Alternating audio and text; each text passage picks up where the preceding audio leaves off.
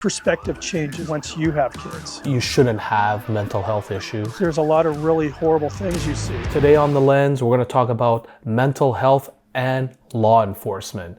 Greg, you've been a cop for many years. You're retired now.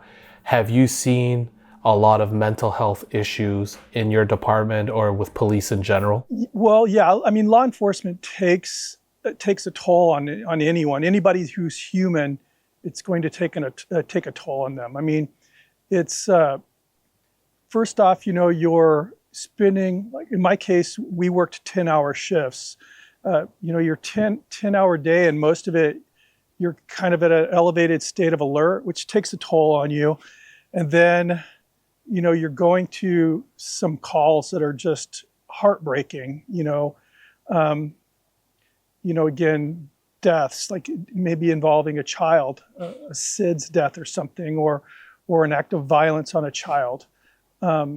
You're spending a lot of your hours during the week going to very, very horrible, negative things.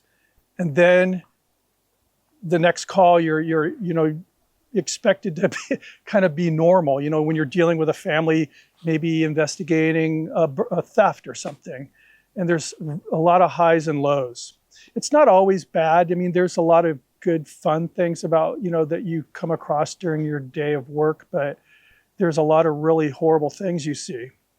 Then you're pulling somebody over and they're yelling at you, calling you every name in the book right after, you just spent 3 hours with a family, because their son turned himself off, if that makes any sense. I'm trying to use words that YouTube won't block, but unalived themselves. So yeah, I mean, there's a lot of, I think a lot of cops suffer from PTSD. And what are some of the coping mechanisms and self-care that a cop can use to deal with these issues? Well, I know, like my agency, we have resources available. One is called Focus, where, it's a psychologist or psychiatrist that you can go, have counseling with. There's even hypnotism. I don't know how effective that is, but it's an option that our department offers. Other than that, just trying to maintain a healthy lifestyle. I know I leaned on my wife a lot when I'd come home after a really hard day, and, bottling up that type of stress is very, very self-destructive. So my wife was my outlet. I would discuss, if I had a really bad day, then we would talk about it, and it helps, just bottling it up. And then self-medicating, with alcohol is very, very destructive. I think a lot of cops, end up, I'm not going to say a majority of them, but I can see it, across the country, probably end up with, alcoholism. Rates are high in the police world. And do you think there's a stigma related to mental health for police officers, that the public thinks that, hey, you're a cop, you shouldn't have mental health issues? Definitely there was a stigma. I think just in our world in general, and it's not as much of a stigma. It's, recognizing a mental health issue and getting help for it, I think, is a little bit more accepted than it used to be. I think within the police community, I think the stigma would be more apt to be there within the community. Again, I know my department was pretty open about it, so it wasn't that bad there. But as a whole, cops want to feel that they're,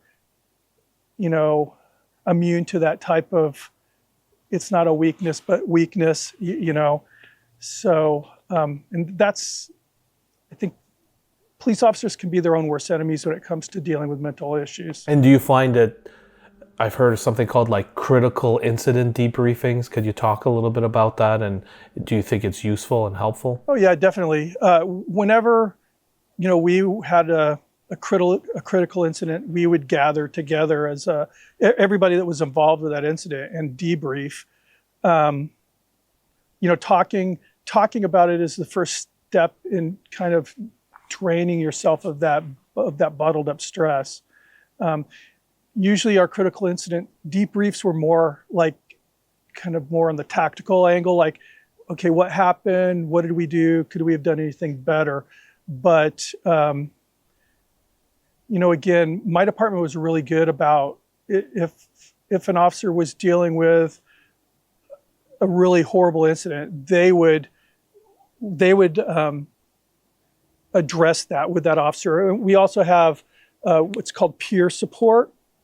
And what peer support is, it's a group of our officers that have been involved in really bad, like critical incidents, like, police involved shootings, things like that.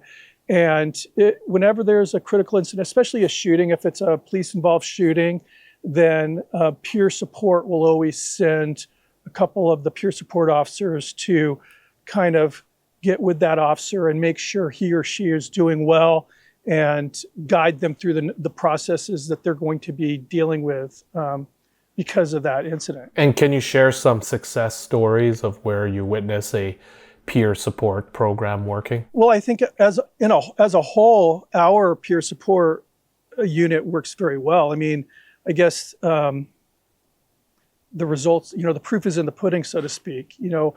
The officers that I know that have been through critical incidents of that magnitude, they all went on to, be pretty successful in our department. And, a lot of my friends that have been in really, like I said, shootings and such, they're all very happily, most of them are happily retired now.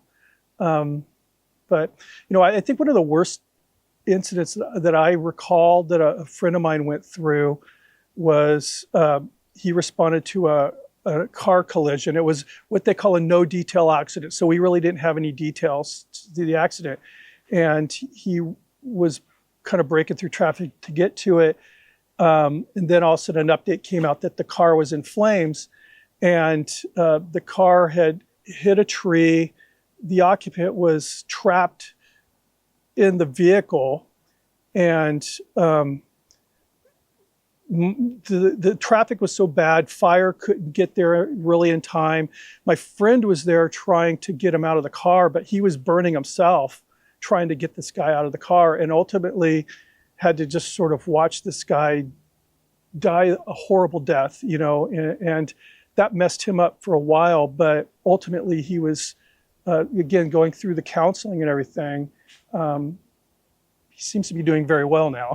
So I guess that would be a good success story. And over the years, did you ever witness some innovative wellness programs that got developed? Well, I think our focus program would be, if you're looking at departments as a whole in our nation, it's probably cutting edge. It's a very effective, and also, it's confidential. If you're seeking that help, no one has to know about it on the department, even your supervisor, no one has to know about it. So I think that probably, in my opinion, would be the gold standard for a police mental health program. And do you think sometimes cops might encounter some barriers with financial or some logistic issues with regards to getting help? Well, my department, definitely not. I mean, it's all free. I don't want to speak for other agencies. I mean, usually police departments, they have health care, and usually mental health is covered under healthcare policies. But again, I don't want to speak out of turn. I'm sure there's probably some small agencies maybe where that may be an issue. Okay. And how important is the role of the training academies to help new recruits deal with mental health issues? I mean, it's huge. Helping them identify the symptoms, and then also letting them know, look, if you're feeling a certain way, there's no shame in getting help for it. I mean, it's, again, people that don't get that help that they need usually resort to some form of self-medication to cope with what they're dealing with. And usually that, is in a bottle, and that doesn't lead anywhere good. And did you ever experience a transformative moment in your life where you experience a mental health moment? Well, I mean, I know that for me personally, anytime, I was dealing with a call that involved a child, especially if the child was, no longer with us, so to speak, that always took, I think any officer that is, takes a real toll on them. That's my personal, it's kids. Anytime there was a kid involved in some type of act of violence or, hit by a car or something, that I always took that very personally. And I know that my mindset changed dramatically once we had a kid. You start thinking of things differently when you're going up a flight of stairs to a door where you're hearing really like violence behind a door. As you're going through the door, you're kind of thinking about, man, I hope I make it back home. You know what I mean? Your whole perspective changes once you have kids. Well, thank you, Greg, for sharing your stories. For those of you who are new to our channel, please subscribe and check out these other great videos.